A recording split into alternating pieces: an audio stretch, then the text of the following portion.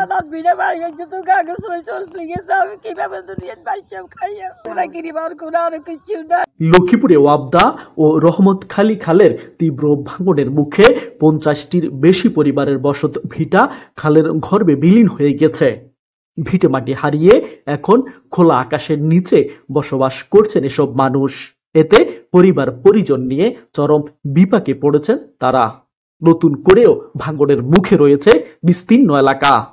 স্থানীয়রা জানান, বন্যার ফানি নামতে শুরু করার পর রহমতখালী ও ওয়াবদা খালে তীব্র স্রোতের সৃষ্টি হয়।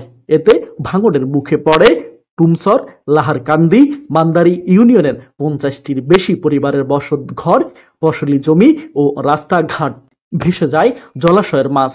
ভাঙনের কবলে পড়ে বাড়ি ঘর হারিয়ে অনেককে খোলা আকাশের নিচে থাকতে হচ্ছে। অচিরে টেকসই তীর রক্ষা বাঁধ নির্মাণ না করা হলে হুমকির মুখে পড়বে বিস্তীর্ণ এলাকা। এর উপর 9 নং ওয়ার্ডের ওয়াবদার খাল ভাঙি বিলীন হয়ে গেছে, সব বহু বাড়ি ঘর গেছে হিন্দি, বুঝিনি। এখন আমাদের মাথা গোজানোর মতো কোনো জায়গা নাই, কোনোরকম ফড়ে দিয়েছি, আশ্রয় দেওয়ার জায়গা নাই।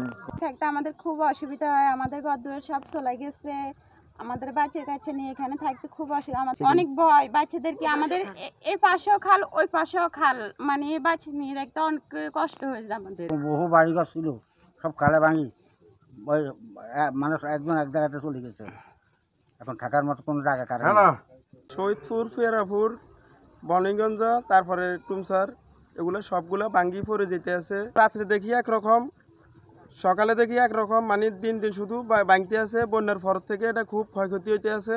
থেকে যদি আমাদের নদীটা ভাঙ্গার ব্যবস্থা, বাঁধের ব্যবস্থা না নেয়, তবে পরবর্তীতে আরো মাইলের পর মাইল ভাঙে যাবে। পানি উন্নয়ন বোর্ডের লক্ষ্মীপুর সদরের ভারপ্রাপ্ত বিভাগীয় প্রকৌশলী পারিহা আজাদ আনিকা বলেন, বন্যায় অতি স্রোতে ওয়াবদা ও রহমতখালী খালের কয়েকটি জায়গায় স্থানীয়দের ঘরবাড়ি, ফসলি জমি ও রাস্তাঘাট খালে তলিয়ে গেছে। ক্ষতিগ্রস্তদের রক্ষায় ইতিমধ্যে আমরা কাজ শুরু করেছি। কয়েকটি স্থানে বালু ভর্তি জিও ব্যাগ দিয়ে বাঁধ নির্মাণ করা হয়েছে। তবে পর্যাপ্ত বরাদ্দ ও অনুমোদন পাওয়া গেলে ব্লক দিয়ে বাঁধ দেওয়া হবে। সাম্প্রতিক বন্যায় সমগ্র নোয়াখালী, বেগমগঞ্জ এবং চাটখিল এলাকার পানি লক্ষ্মীপুর সদরের রহমতখালী এবং ওয়াবদা খালের মাধ্যমে আমাদের মধুচৌধুরীর হাটে যে দুটি রেগুলেটর আছে, সেই রেগুলেটরের হয়ে মেঘনা নদীতে নিষ্কাশিত হচ্ছে। এই বন্যার পানি উচ্চ চাপে সদরের বিভিন্ন স্থান যেমন ভবানীগঞ্জ, পেয়ারাপুর, লাহারকান্দি, মান্দারি, চাঁদখালী এসব জায়গায় ভয়াবহ ভাঙন দেখা দিয়েছে। ইতিমধ্যে এসব ভাঙন কবলিত স্থান আমরা পরিদর্শন করেছি এবং আপৎকালীন কাজ কয়েকটি স্পটে বাস্তবায়ন করছি, যেমন লাহারকান্দি, মান্দারি এসব জায়গায়।